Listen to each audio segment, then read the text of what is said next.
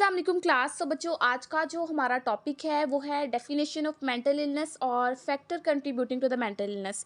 ये हमारा mental health nursing BSN third year का एक टॉपिक है, यूनिट नंबर 1 का, मेंटल हेल्थ नर्सिंग की सब्जेक्ट का। तो सबसे पहले बच्चों हम मेंटल इलनेस की बात करते हैं। तो मेंटल इलनेस क्या है? मेंटल इलनेस में वो तमाम के तमाम डिसऑर्डर्स आ जाते हैं। वो डिसऑर्डर्स जो क्या करते हैं, हमारे मूड को, हमारे बिहेवियर को, हमारी थिंकिंग को इफ़ेक्ट करें, वो डिसऑर्डर्स आ जाते हैं हमारे पास मेंटल इलनेस में।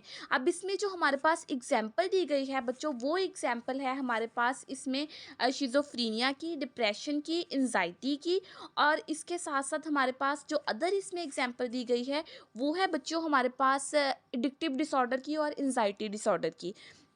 मैं आपको एक एग्जांपल से ये पूरी डेफिनेशन क्लियर करवाऊंगी। शिज़ोफ्रेनिया में दो मेन सिम्टम्स होते हैं, एक डिल्यूजन है और एक हेलुसिनेशन है। हम एक डिल्यूजन की एग्जांपल करेंगे, एक हेलुसिनेशन की करेंगे। तो डिल्यूजन क्या है? Fixed false belief. ऐसे बिलीफ जो एक पर्सन के फिक्स्ड हैं लेकिन वो बिलीफ फॉल्स हैं। लाइक एक पर्सन है जिसको शिज़ोफ्रेनिया है और शिज़ोफ्रेनिया में भी क्या है, उसको डिल्यूजन्स है।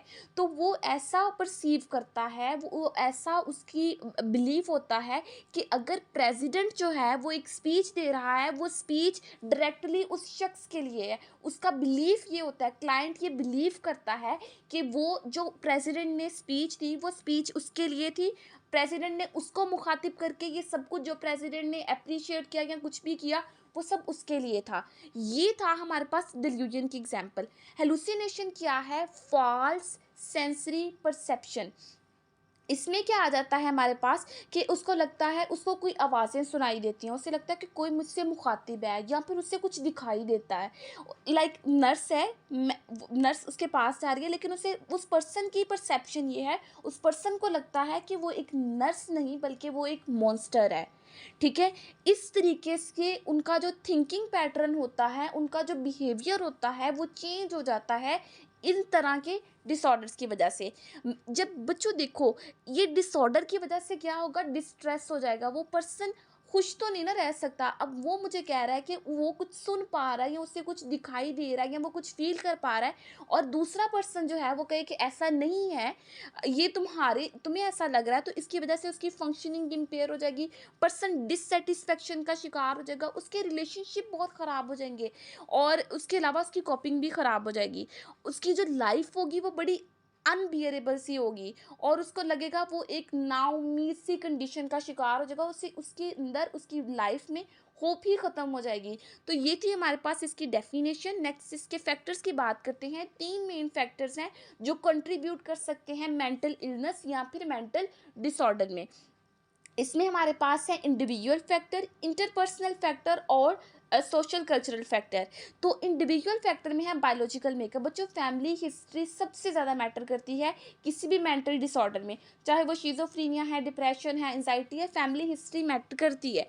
उसके बाद है अनरियलिस्टिक वरीज और फियर। देखो, ये अनरियलिस्टिक फियर जो होता है ये एंजाइटी की तरफ लीड करके जाता है। एंजाइटी का मतलब ही है, एंजाइटी की डेफिनेशन ये है कि एक ऐसा डर या फिर खौफ या एप्रीहेंसिव फीलिंग जो कि क्या हो, जिसका कोई मतलब ही ना हो, बेमायनी सी फीलिंग डर की या खौफ की, वो एंजाइटी है। तो ये जो है, ये एक फैक्टर अनरियलिस्टिक वरीज, ये एंजाइटी की तरफ लेकर जा सकता है पर्सन को।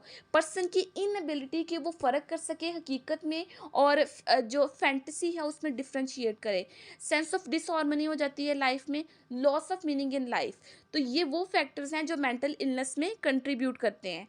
उसके बाद है इंटरपर्सनल। इंटरपर्सनल में हमने मेंटल हेल्थ में क्या पढ़ा था कि इफ़ेक्टिव कम्युनिकेशन होती है, लेकिन मेंटल इलनेस में क्या होगा, इनइफेक्टिव कम्युनिकेशन। पर्सन डिपेंड बहुत ज़्यादा होना शुरू हो जाएगा दूसरों पे, या फिर विड्रॉ फ्रॉम रिलेशनशिप। उस कतई ताल्लुकी कर देगा, उससे कोई फ़र्क ही नहीं पड़ेगा दूसरों से, वो बिल्कुल विड्रॉ कर देगा अपने रिलेशनशिप से। कोई सेंस ऑफ बिलोंगिंग नहीं होगी और पर्सन इमोशनली कंट्रोल नहीं होगा उसका खुद पे। उसके बाद है बच्चों हमारे पास सोशल कल्चरल फैक्टर। अब सोशल और कल्चरल इन्वायरमेंट में हम देखेंगे कौन से फैक्टर जो हैं वो आपको मेंटल डिसऑर्डर में मुब्तला कर सकते हैं या किसी मेंटल इलनेस में। तो इसमें हमारे पास आता है रिसोर्सेज का ना होना, गुर्बत का होना, या फिर वो पर्सन होमलेस है, उसके पास घर नहीं है, different discrimination, racism, ageism, sexism, classicism, ये सारी कंडीशंस भी कंट्रीब्यूट करती हैं मेंटल इलनेस में, मेंटल डिसऑर्डर में। तो ये था हमारा आज का लेक्चर। आज हमने डेफिनेशन की मेंटल इलनेस की और इसके फैक्टर्स किए। बच्चों मेंटल इलनेस की डेफिनेशन बहुत इंपॉर्टेंट क्वेश्चन है, इसको अच्छे तरीके से आपने करना है। आई होप सो कि आपको आज के लेक्चर की बहुत अच्छे से समझ आई होगी। So kindly do like, share and subscribe to my YouTube channel.